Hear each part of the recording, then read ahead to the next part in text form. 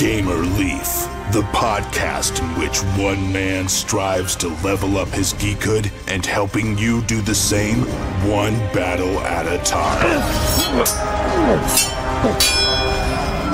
Now, let's get geeky with Gamer Leaf.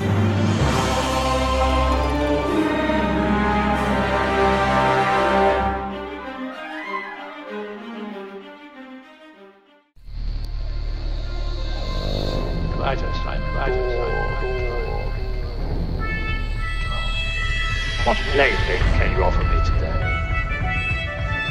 General Kala. Flash Gordon approaching. What do you mean? Flash Gordon approaching? Impetuous boy! Oh well, who wants to live forever?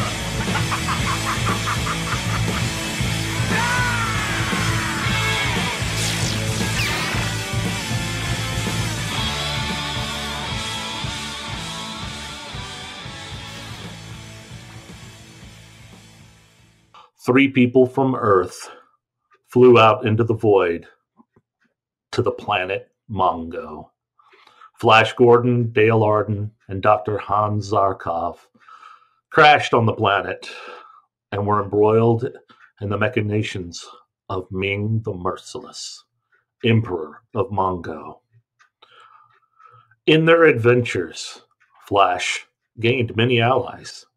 Prince Baron of Aboria, Voltan of the Hawk People. And now Flash is a king of his own realm, but Ming still rules Mongo, and the free men of Mongo fight back and rebel.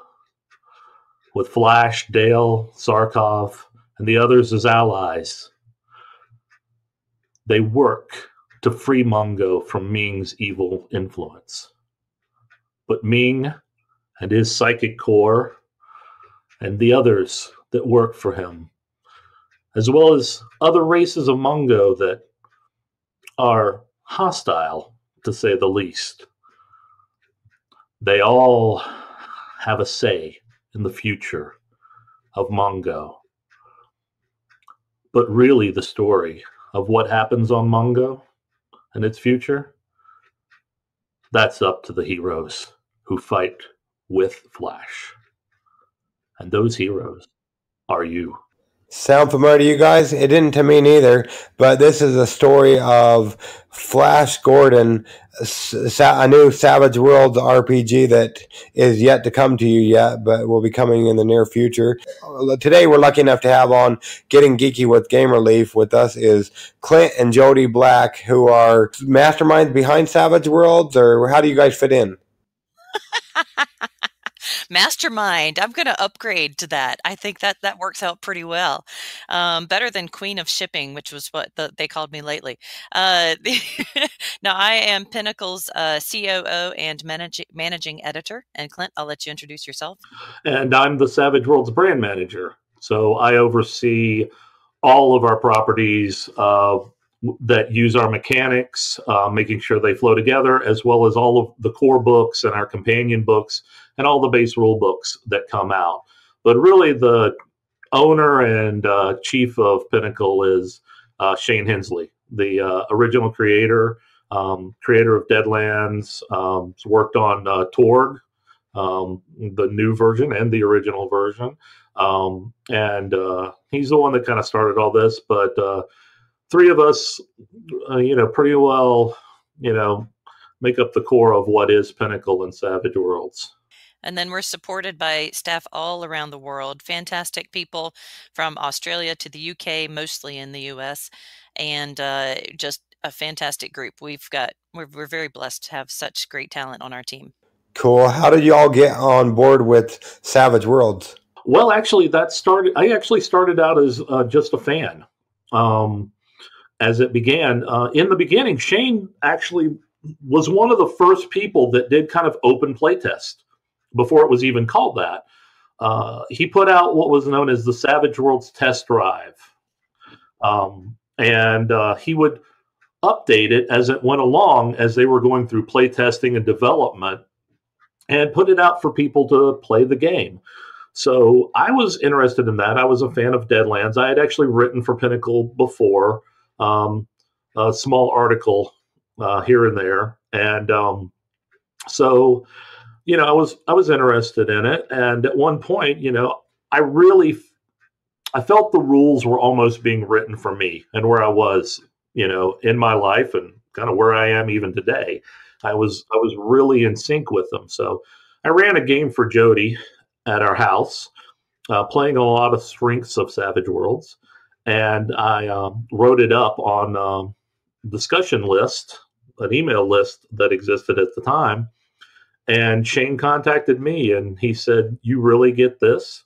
I'd like you to come on board and join in on the play testers." And Jodi and I started with that, and I can point to stuff that I wrote up and was in the very first printing of Savage Worlds, and I was really proud of that, to be part of that. And then from there, it was just a case of, as we went along, we grew into our roles. Jodi did editing, became basically the premier editor for Savage Worlds and for Pinacle. Yeah, it helps that I'm a little bit of a grammar Nazi, and I have a hate for hyphens like you would not believe, because if you hyphenate a word one time, you have to do it all the time, or else people can't find it in the PDF later, that sort of thing. Just little things like that played to my strengths, and then working with some of the other staff there. Just figured out that this brain that likes to pick up on little nitty gritty detail things like grammar also is good at organizing and planning and managing production schedules and managing the marketing and, just basically juggling everything. So yeah, I juggle the cat, and Clint makes sure that our rules look really good and smooth so that they play well. And he's also an author. He wrote the book Necessary Evil. The scum of the earth are out to save humanity because the alien invasion killed all the superheroes. It's up to the supervillains now. And Clint, I probably ruined that. You probably would have done a better job of saying that. Try it yourself. The tagline for Necessary Evil was, "The fate of the world lies with the scum of the earth," and it was that was what really brought us into the Pinacle fold, I think, at that time, because what happened was the very first version of Savage Worlds that came out didn't have a super powered set of rules for it, like for comic book level powers.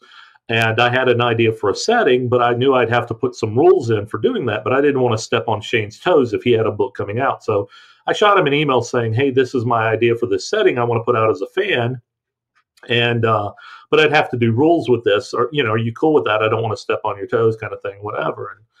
And I didn't hear from him for a while, and then on the mailing list, he posted a thing of, "Hey, I had a problem with my email with the person that sent in the proposal for the supervillain game setting.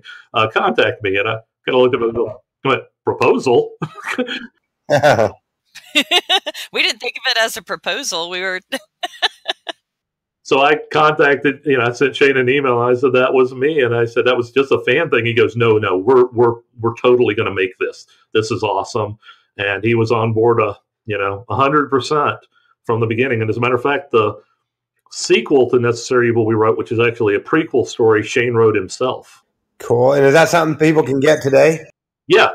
That's called Necessary Evil Breakout. And it's essentially kind of street level supers, a bit on like the Batman level of supervillains, mixed with Escape from New York, as the aliens who took over the world have turned New York into a giant prison. And your characters are, the campaign is built around escaping from this prison in New York. That's pretty cool.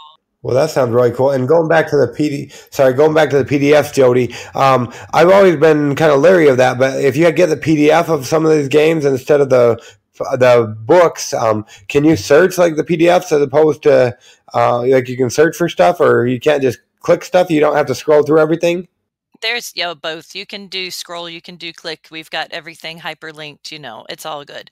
But like if you were trying to search for two-fisted, an edge, then you would need to know that that's needs to be hyphenated, because it started out hyphenated. If you put in two space fisted, your PDF won't pull it up because no PDF is that smart. So, that's why we have to make sure that, we put that hyphen in there every single time. So, yeah. So just little things like that keep the company going. And and it's a fan service too, because we're gamers. We play these games. We enjoy these games with our friends. When we get together as a team at conventions and that sort of thing, we are definitely going to play one of the games. If it's not our game, we'll play somebody else's game. The point is we want a game, and we want to make it easy for people to play games, which is why we have the tagline Fast, Furious, Fun for our game system, because we think it's pretty easy to pick it up. Like the test drive that Clint mentioned, that's still available for free on our website, peginc.com. That's PEG, like a peg leg, INC. And you'll be able to find our test drive, download it for free, play it that night. So, people are busy. We want to make it easier for them to game. I think our current test drive, in fact, is built around and has pre-gens for the Lonkmar setting, which is almost a dream come true for me, that getting to work on that. The Fafford and the Grey Mouser stories by Fritz Lieber, which inspired Dungeons and Dragons in so many ways. So that was a blast. That was amazing to get to work on that. Cool. So it sounds like you guys have been involved in gaming or role-playing games for quite some time. Let's rewind a little bit. Have you guys been doing that your whole life, or how did you guys get into role-playing games? Clint's one of those that started with, Redbox, D&D, as a kid, that kind of thing, playing with his gamer friends, and kind of in a Stranger Things kind of background. He had a game group. I didn't find out that games even really existed until college, when my sorority sisters invited me to play a game. So, so I was a little bit late to the table. But yeah, at this point, we've been gaming for more than 20 years. And working in the industry for more than 15, I guess. So, yeah, it's been a lot of fun. It's been a dream come true. Cool. And do you guys just do role-playing games, or do you do other games? Good question. So our most recent Kickstarter for Pinacle Entertainment Group was for the Doomtown card game, a new expansion called There Comes a Reckoning.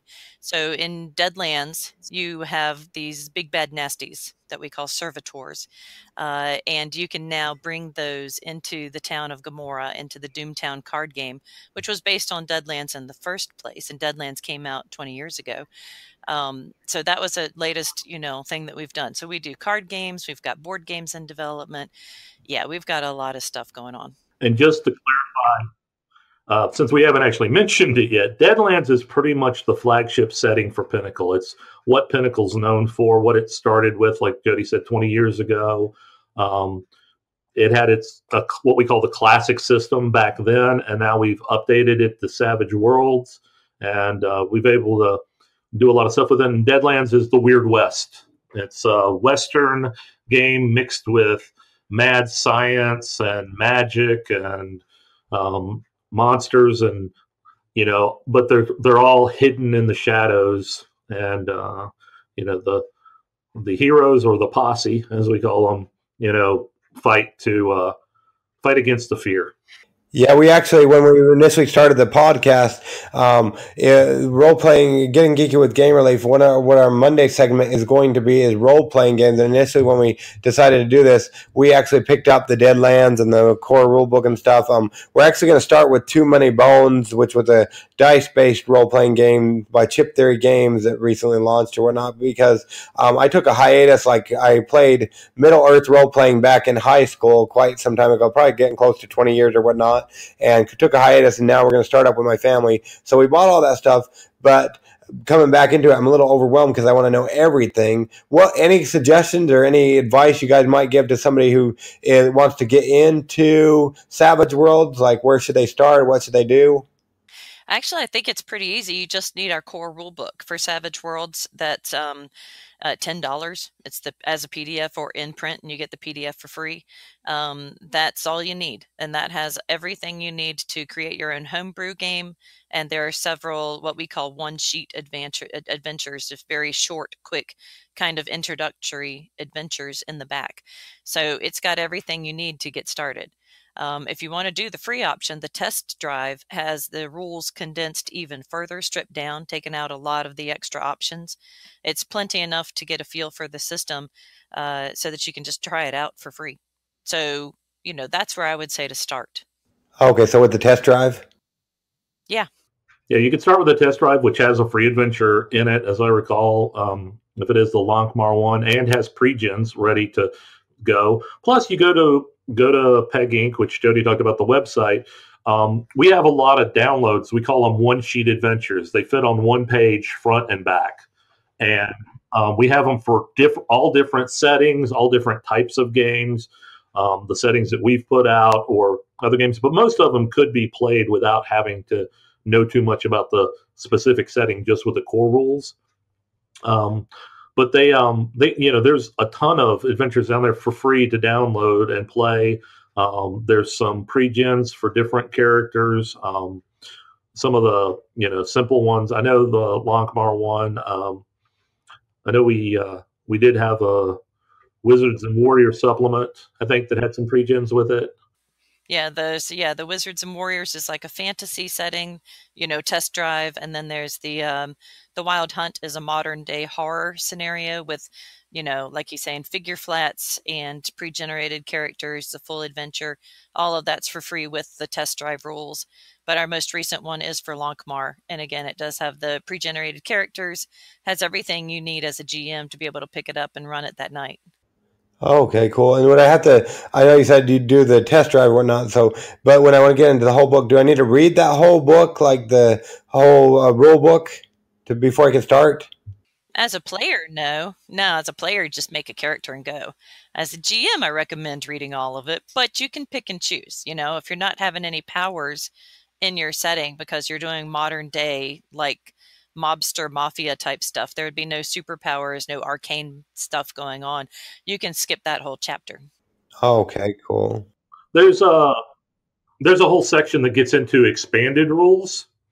And so you've got the basic, the startup, what you need, and then you can start getting into expanded rules, to add in of combat. We start with, expanded combat options. So you could bring those in.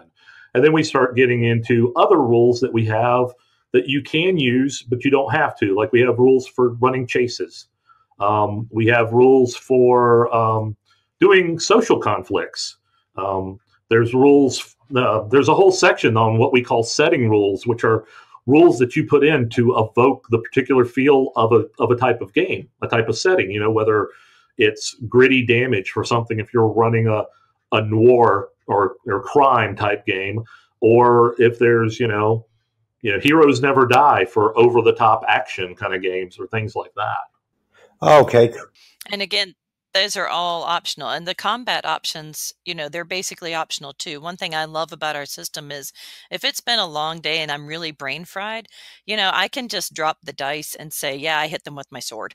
You don't have to min-max the, I want to get this kind of a bonus or that kind of a bonus and line up my attack this way and that way. And you can just drop the dice. It'll be fine. You can be just as effective as somebody who has taken the time to study the rules and do that kind of min-maxing of, okay, I'm going to wild attack and rapid attack and throw out all of these cool options and be really cool and maybe take some negatives on that dice that I'm rolling. And, there's ways to streamline it. Yeah, I was about to ask about that because I listened to a podcast that they do a actual playthrough of Pathfinder. It's called the Glass Cannon Podcast, and they do Pathfinder. But when they roll the dice, they are adding all these numbers that I don't know about. Is there a lot of that in Savage Worlds? Well, generally with Savage Worlds, anytime a character's performing an action, your attributes and your skills are all rated by a die type, by a certain type of die, from D4 up to D12.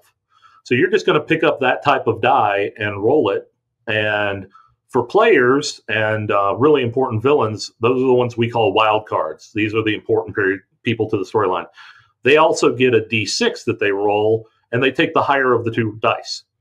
So it basically gives us a nice curve of results for the important characters when you're doing that. But it's real simple. You pick up two dice, you drop them. Which one is higher?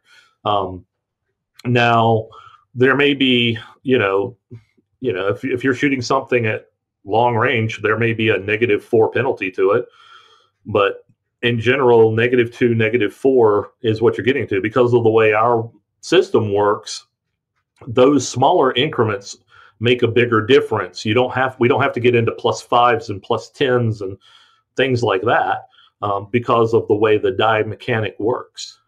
Okay, cool. And I don't know, how high up do your dice go? They explode. They explode. So we call it acing on the die. If you have the top number showing on your die type, so an 8 on a D8 or a 6 on a D6, that's called acing on the die. You pick it up, you re-roll it, and you add it.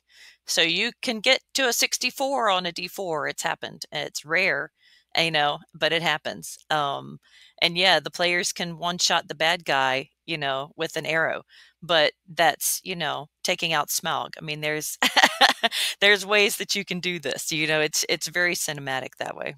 Okay, yeah, because I recently worked with the guy that was doing a Kickstarter for a dice chain set where he has D7. He does all of the D dices. He actually has what does it say here? All the sides from a D3 to a D20, and then he does all the evens from D4 to D30. So I don't know what systems it's going to be used for, but he actually was pretty successful on Kickstarter a bit ago.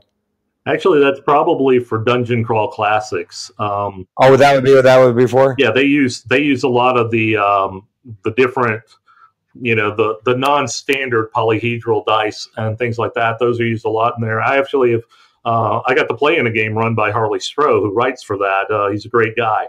It was a fun game with a real throwback to like old school gaming, where I think half of our party died trying to just climb down a rope, and.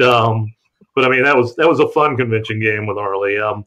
But for Savage Worlds, we're using the standard, 7 kind of polyhedrals that you buy in a set. So we use a D4, a D6, a D8, D10, and D12 for attributes. We do use a D20 sometimes for table rolls, like our fear table to see what the result of a character failing a fear roll would be. Uses a D20. Mostly that's for the GM. Players, unless the GM makes the player roll to see what they got on the table, which cruel GMs might do, but in general, players are just looking at the standard D4 to D12. They may need multiple dice for handling damage on some cases, like a shotgun does like 3d6 damage, so you might need that, but otherwise, you're just working with a standard set of polyhedral dice that you use for gaming. I mean, we want it, again, kind of like Jodi said, we want this to be an easy intro for people. So those are the dice that are most common for RPGs. Yeah. Okay, yeah, and I want to say I was talking to Darren a little bit ago about his new Kickstarter that is probably just about wrapping up, or by the time this releases, it'll probably be finished. But he did Monster Hunter Club, and on the front cover, it has a D20, and I guess he got a little bit of flack for it, but I guess that is for the fear factor, it sounds like. Yeah. Fear charts. Yeah, I actually saw his response about that, and I thought it was pretty good. Is one, it does represent the fear check and the fear table in Savage Worlds, which is part of hunting monsters, obviously. But then the other aspect of it is it's meant to evoke that sense of being like the kids from Stranger Things, and of course they're playing classic D&D in that game, which again goes back to the D20, the first die, kind of like the first die you ever rolled for an attack way back when. Yeah, for sure. And you guys so going back to it, you guys talked of Pinacle coming out with other board games and whatnot, and so it sounds like, do you guys play other board games besides just role-playing games? Oh, yeah. We have a selection at our house. I mean, we don't necessarily get a chance to always sit down and play games for long periods of time, given the hectic lives we kind of live, of travel and everything like that. But yeah, we definitely have some at the house that we sit down and we can always pull out and play. We've got card games, board games. I mean, the standard kind of home games. I mean, you can always pull out Ticket to Ride and play it. Lords of Waterdeep if you want to get into something really a little bit more meaty, as it were. I don't know what else. Cool, Bean. So yeah, I know you don't necessarily need a table to game, but actually I was perusing Kickstarter today, and I actually found something that I didn't realize it was related to you guys, but Carolina game tables. It looks like there's a new cabinet game table from you guys on Kickstarter today. What can you tell us about that? Oh, wow. Well, we have been working on this design for quite a while. Clint's our genius on the design here, just as he is on designing rules for Savage Worlds. And we had one prototype that we showed off at Gen Con and Dragon Con. And basically with feedback from the people who saw it and testing it out for ourselves and talking to our manufacturer, we said, nope, we need to make a few changes, which I'll let Clint talk about that some more. So what we're kickstarting now is so cool. It's a three tables in one, or three pieces in one.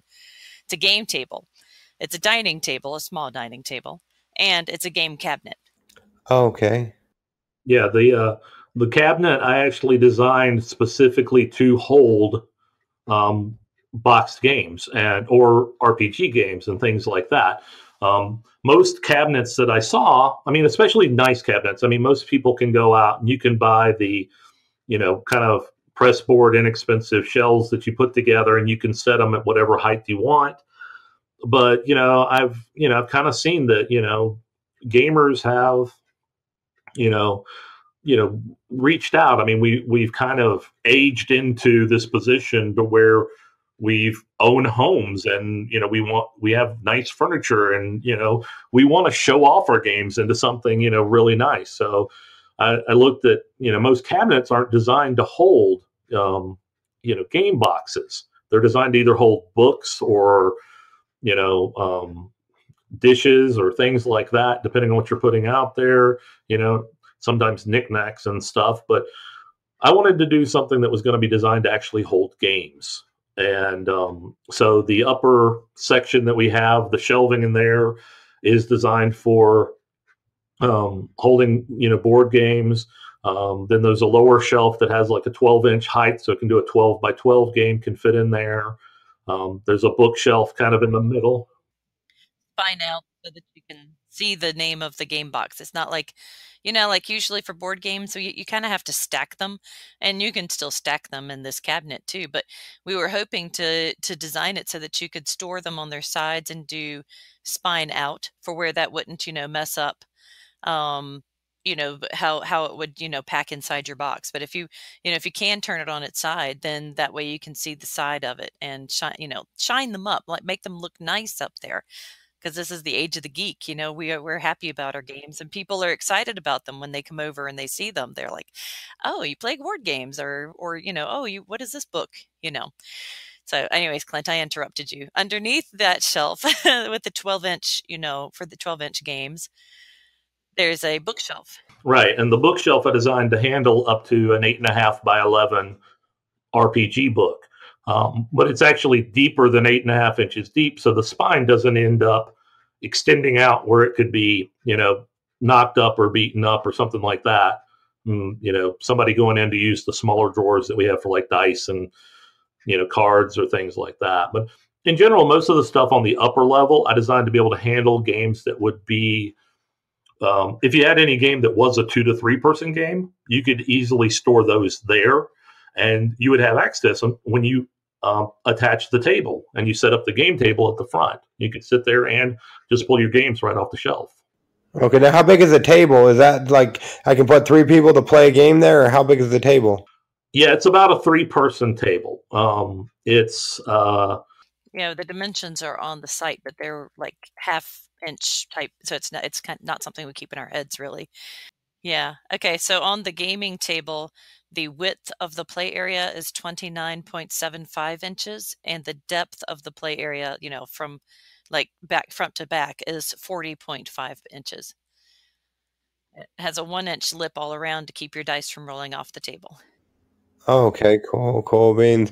And if somebody's listening and whatnot and wants to take a chance on that, why should they take a chance on that as opposed to all the other table? Well, I don't know if there is right now, but I know there has been some tables on the Kickstarters recently. Well, I mean, our goal is to, make a quality piece of furniture. I mean, we make out of a furniture factory. A lot of guys make these, either, in, handcrafted, or, they go for, I guess, more kind of IKEA style production of put it together yourself entirely. And that's fine because, for that market, I mean, they put out exactly what's there. What we were looking at was, to reach the people that really, are looking for a nice piece of furniture, the gamers that are, wanting something that's going to be a showpiece, as it were, that will also transition to a game table. And when we did, show the original, we got some great feedback from people that noted that it was perfect for them because of limited space. A lot of people don't have the space for a full game table to set up in their homes, especially for like dining tables and things like that. One lady in particular, lives like in Manhattan, and she says there's no way in her apartment she could ever set up, it's like this for her would be a blessing because she says this way I can have my dining table or my game table, when I need it, and put it away when I don't. And I'm using, the space that she has as best possible. Yeah. So anybody who already has a game table and, wants to have like a nice piece for the other end of the room, this would be a good one to put in there to hold the games that they're going to play. And then maybe set up the table for like a staging area for snacks or to lay out, because when you have a board game party, people show up with bags of their own board games. This way you've got a place to put those too. Or you could flip it over and have one more place to play so you can have more than one game going on at the same time. There were just people at the conventions who were very flattering of the design, and just, I think there's going to be a lot of people who are really interested in it, even if it is a little bit on the pricey side, and we understand that. But we need to know that there's a market for this before we can put it into production and list it on our website. And if we do that, then we'll be able to offer our usual payment plan options, which are, pay in full up front or half down and then half at 14 weeks or over a 4-month payment plan. So, there's ways to make that more affordable that, don't involve Kickstarter, but we need to use Kickstarter to test the market. Okay, so this is not just a one and done thing. You actually do game tables besides just this one? Oh, yeah. Oh, yeah. Our website, CarolinaGameTables.com, you can go there. We've actually been in business now for 2 years. Well, over 2 years. Yeah. 2.5, I guess. 2.5. We did a Kickstarter right after Gen Con in 2015. That was for our dining table, and that was pretty much the start of the company. And it was, very successful. It started us out. We've, grown from there, but what we've done is we've tried to grow without overextending ourselves. So we just started with some basic options or different types of tables, like kitchen tables, coffee tables. One of the first ones we added in because we had a lot of people that wanted a bigger table than our normal dining table, which is a 4x6. So we came up with Tablezilla. It's a really big. It's 8 feet long and nearly 5 feet wide, Yes, it is a big commitment to a table, but it's more of like a conference table, or if you have one of the larger dining rooms that are being built in more modern homes, that is, the kind of table that you would want. And yeah, we don't take that one to conventions because Tablezilla does not play well. It's really heavy. But we go ahead, Clint. But I mean, that goes back to our original philosophy for the company. The game tables for real life. Our idea was to create a table where, with the top on, it looks like your dining room table, your kitchen table, your coffee table. And that's what it is, because 7 days a week, that's what that table has to fulfill, that role.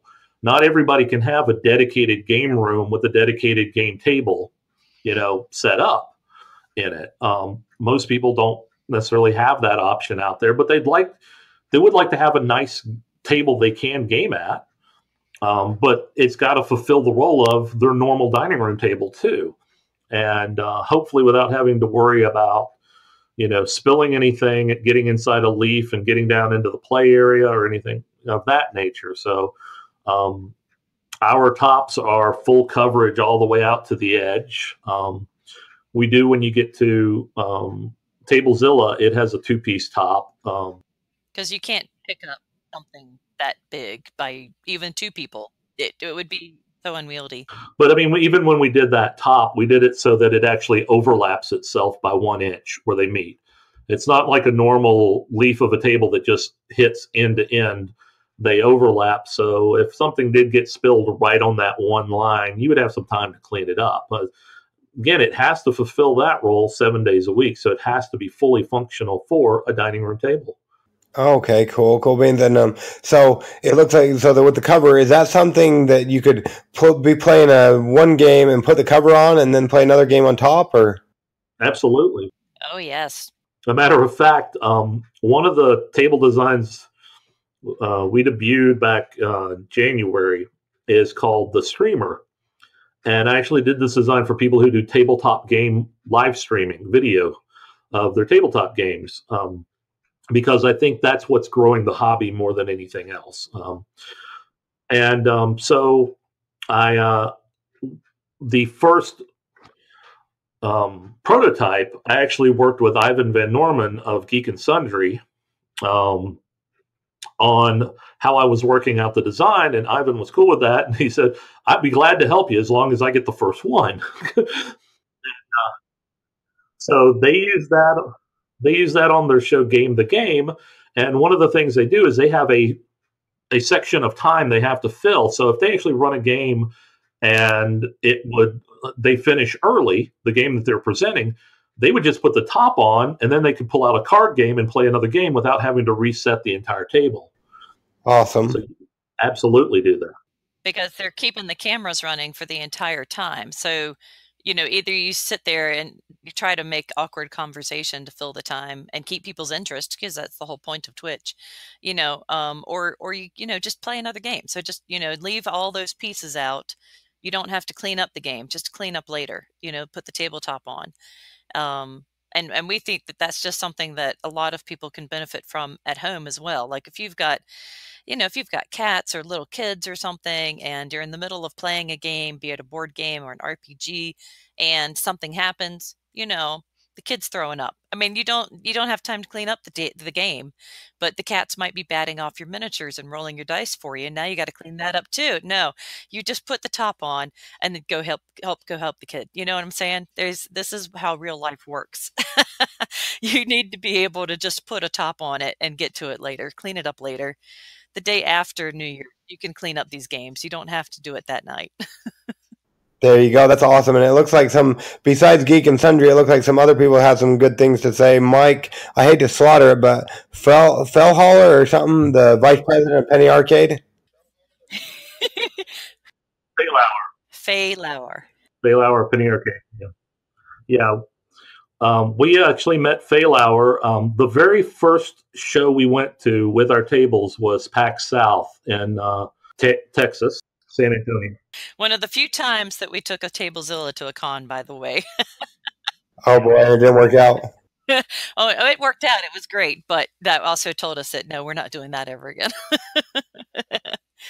But we met Fehlauer there, and he was a great guy. I mean, it just happened that where our booth was where he stood at the end of the day when they closed the exhibit hall, and so we started talking, and he's just like I said, he's an absolutely great guy, and they ended up.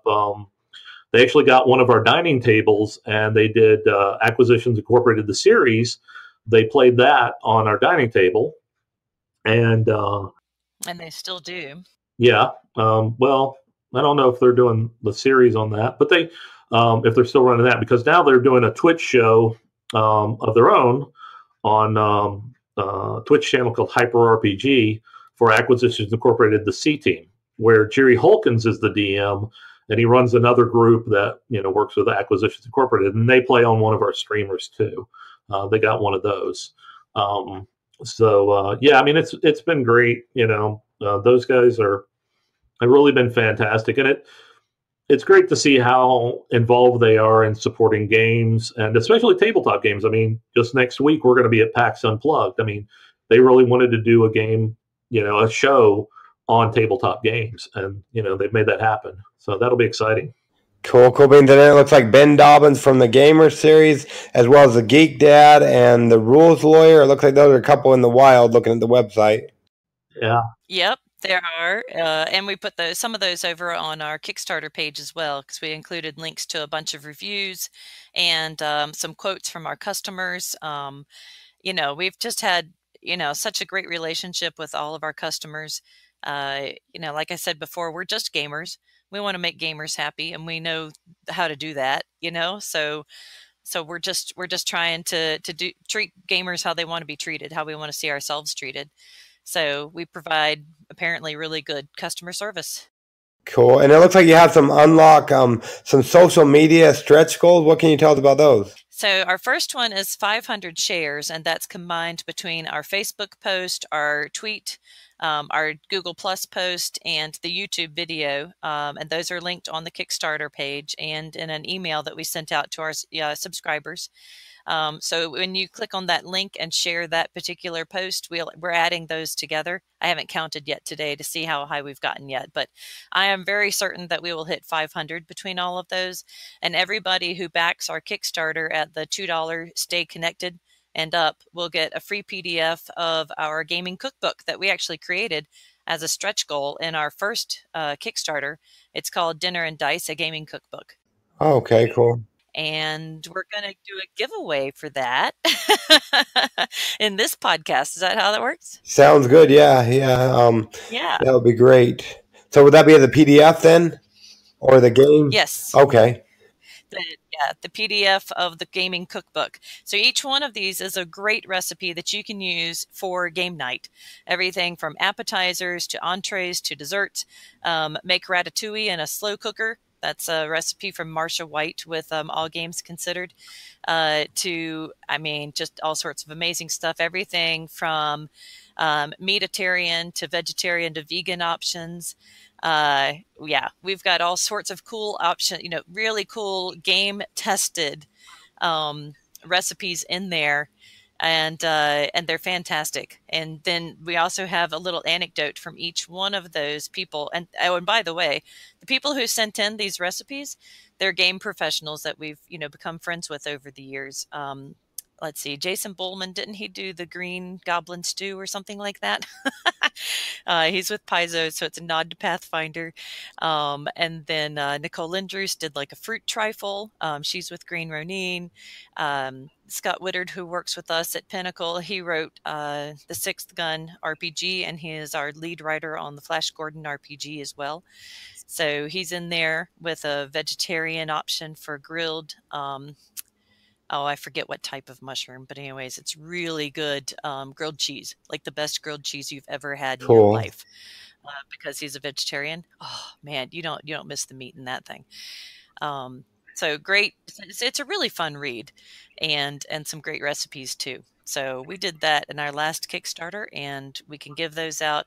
We'll give out a free one here in this podcast, and we'll give it away to everybody who backs our Kickstarter at $2 and higher and helps us unlock the 500 shares. Okay, so yeah, we'll give it to one lucky listener. So what we'll do is there a question that either of you guys could think of that would revert back to something you talked about when we were talking about Savage Worlds, and then they can go ahead and send me an email to answer it, and I can give that PDF to the first person who answers that correctly sending us an email over at gamerleaf@gamerleafgo.com, kind of like Pokemon Go, but Gamerleaf Go. Gamerleaf Go, I love it. So I think the best question is which one of our Pinacle settings is used for our latest test drive free download? There we go. So because we have a few free downloads for test drive, so make sure you get the most recent one and the one that we talked about a few times in this podcast. There you go. And like I said, just send me an email over at gamerleaf@gamerleafgo.com, and whoever sends that email first will be able to get that free PDF of the great cookbook by gamers for gamers. And also, like she said, you can go ahead and back it for $2 and get it free yourself as well over there on the Kickstarters. And when do they have until to back? And I know you want to have them get the table sooner, but when do they have to back to get the table via Kickstarter? Our Kickstarter ends at 10 p.m. Eastern on Cyber Monday. Cyber Monday. So I think that's Cyber Monday is the deadline. Please share the news about our Kickstarter as far as you can imagine, because even if you're not in the market for a game table, we think that there are plenty of people out there, and we've certainly had people spend more money with us than $3,000. So, it is a high price point maybe for one person who's listening, but it might not be for another person. So you never know who's in the market for the game cabinet, and we appreciate your help spreading the word. Well, there you go. And you heard it. I don't know. Are you on any other podcast talking about this, Jodi and Clint? I don't have anything else lined up exactly, but we've had a couple of other pings so far this morning, so I don't have them lined up or the names in front of me. But okay. But yeah, we're getting the word out as we can. You were just the first one to snag us. There you go. So you heard it. Hopefully, depending on when I release this, hopefully you heard it here first on Getting Geeky with Gamerleaf. So that's great. Cool beans. So Minus coming there. You guys are in Carolina, one of the Carolinas, I guess. Yeah, we're in Hickory, North Carolina. We're actually, like I tell people, between Hickory and High Point, North Carolina, about 40% of the furniture is made in the U.S. Well, there you go. Besides coming there to get the furniture there and stocking you in your hometown, how would people go about finding out about you guys or any of your projects? You can find out about us at carolinagametable.com, peginc.com. You can follow us on Facebook and on Twitter and on Google+. Where else? We're on Kickstarter, obviously. And we're happy to talk to you anytime you see us. Just stop us at the grocery store or wherever, and if I'm in a rush, I'll tell you, I got to go, kids need me for this or that. But most, we love talking to people about all of this, Savage Worlds or game tables. And it's a great time to be a gamer, right? For sure. Cool. Well, yeah, I don't want to keep you all day, but I really appreciate you guys coming on Getting Geeky with Gamerleaf. We really appreciate it. Thank you for having us, Blake. Yes, this has been a fantastic chat. Well, thank you for having us. No problem, Cole. Hopefully y'all enjoyed that interview. I found a new setting on my microphone, so hopefully I don't sound like I'm screaming at you. So that would be great. Now, it's on to, you guessed it, Kickstarter Corner, where we talk about great Kickstarters that we would back if we had endless fun, not funless ends, because we of course have funless ends, probably a lot like you. Well, anyways, let's get into it. I might have Barbarian Leaf joining me depending on when his game that he's playing or whatever he's doing ends. First off, we've got, let's see what we have. We have Space Corridor Battle Terrain. This is bringing you an all-plastic Space Corridor terrain set, ideal for a vast range of sci-fi 28mm war games. So do you play war games in space? Well, check this out. You can build your own Space Corridor battle terrain like it says there. Exactly. They have 28 days to go at the time of this recording. They end on the 10th of December. So check them out on the Kickstarter. That's brought to us by Universal Plastics.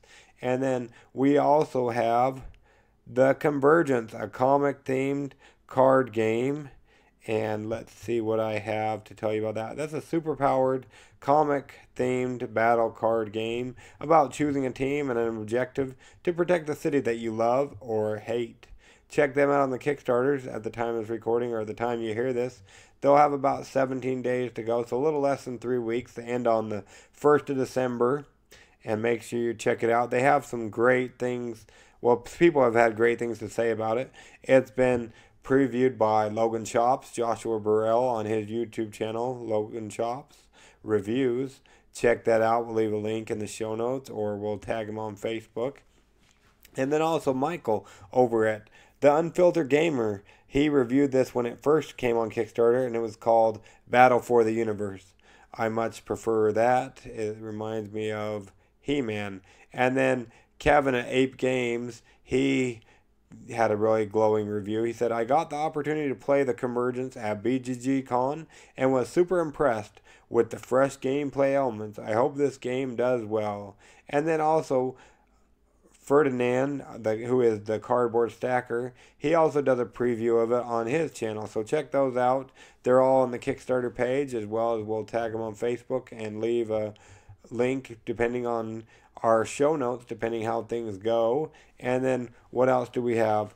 Okay, and then we also have, we'll do a commercial for that one. I've got to upload the audio for Historical Conquest, but it looks like a really fun game. And then there's a couple more that I can tell you about. Are you dragging through school? Don't want to be there anymore? Imagine it, a game that helps you want to learn history. Really, no joke. Looks much like other card games like Pokemon, Yu-Gi-Oh!, and Magic: The Gathering, but with the gameplay of Risk. You are actually playing with Washington, Tesla, Genghis Khan, and other actual people as you try to take over the world. If you want to read up on the person you're playing with, please do. Otherwise, just have fun playing an awesome game. Also, each card has its own ability, so use Tesla to steal your opponent's technology and double its effect. That's right, there is even a nuke in the game. Each player needs their own starter deck, which contains all world history. The expansions contain card on one era at a time. School will never be the same again with Historical Conquest. Helping build futures. He's here. Barbarian Leaf is here. How you doing, Barbarian Leaf? Good. That's good to hear. So let's go on to Kickstarter Corner. You let you tell us about a couple of them. So what do we got here? Cabinet game table from Carl. Cabinet game table from Carolina. Game tables. I don't know what that is. It's a company that makes game tables. So it's a high quality. Yeah, but the game shows shelves. Yeah, well, let's see. We talked to them, and actually, that's what this interview was just about. So if you missed or you're sleeping, go back and listen to this interview. Wait, why would people sleep while they watch? I don't know. They're listening, but maybe sometimes they get tired like Dad. But it is a high-quality, solidly built cabinet to hold your games with a reversible table for gaming, dining, and crafts and more. So looking at this, if you look at the pictures, if you go to the Kickstarter page, you can join along as I show Barbarian Leaf. But the top part, you can put your games, and you can, if you put them sideways, you can see the games through the glass. And then you can put books here. And then in the bottom, you can stack more games. And then you got a table that folds out. You can either play or that table actually flips over and you can eat. Well, you can't play ping pong, but it looks like a ping pong table, huh? It is a ping pong table. But you can play a card game with three of your friends. Well, two of your friends. Ping pong. Or ping pong, I guess. I guess you could play against yourself and do it against the cabinet. Ping pong. Oh, boy. Well, before he goes on too much of a tirade, let's go on to the next one. I just had these guys, interviewed them. It sounds like a really fun game, but what can you tell us? Random coping. Random coping chess. Random coping chess. Add an element of storytelling. Or, I know chess. There's one cool chess game Mom found. It's magnet. It's a circle. Yeah, it's a globe. But this one is different. And they are magnet to it. Oh, cool, cool beans. It looks like they're gonna fall off. Yeah, but they don't, huh? This one's... It's a magnet thing, and they can be on... Oh, 24 days to go. Yeah, a random coping chest. They still have 24 days to go. Just to tell you a little bit about it, it's add an element of storytelling and revere to chess, making it accessible and engaging in new ways. I just had these guys on, and so you have your chess game, and then you get random cards like in Flux that tell you different things. They change the rules. Do you remember that game Flux? Oh boy. Well, this is chess with Flux, but this is cool, and I talked to them. It sounds really fun. So they're at 1,556 out of an $1,800 goal. They got 24 days to go, so you got plenty of time to hop on, but why not help push them over the edge and get this funded quickly? So go ahead and back them on the Kickstarters, and I want to say that is all. Make sure you... Robert Daughtery is going to join us to talk about... Scrooge. Not Scrooge, Sorcerer. And he's going to be on... Scrooge, just call it Scrooge. It looks a little bit Scrooge-ish. So name it Scrooge, guys. Because it looks like Scrooge pieces. And they're evil people. They hate Christmas. So call it Scrooge of evil darkness of game relief. I don't know if they hate Christmas. But yeah, Sorcerer, they, like you said, the cards and the art is dark, so you wouldn't want to play this with your 5-year-old. But anyways, we're going to have Robert Daughtery on the show on Wednesday, and there's going to be some giveaways, so stay tuned and tell your friends. Why cannot we just why can't we play with a 5-year-old? Well, look how you said it was evil, so that's why. Oh, so they'll say mean stuff? No, just the art. No, that's not the way. You just let people join. Don't just let them wait. Let even 0-year-old join the game. Well, you heard it here first from Barbarian Leaf. Hands. Oh boy. Well, we'll let you go. Let's go ahead and sign off, okay? Never sign off. I'm not signing off until the end of the day. So you're going to have to hear Barbarian Leaf for the next 24 hours. If you're okay with that, keep on listening. If not, cut to the outro music.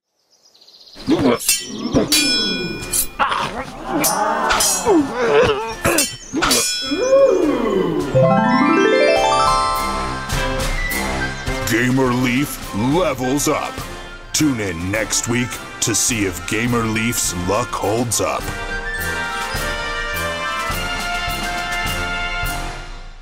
Have a great day and get geeky. Stop it, please. No. Okay, keep on going. Why, Dad? Why, Gamer Leaf?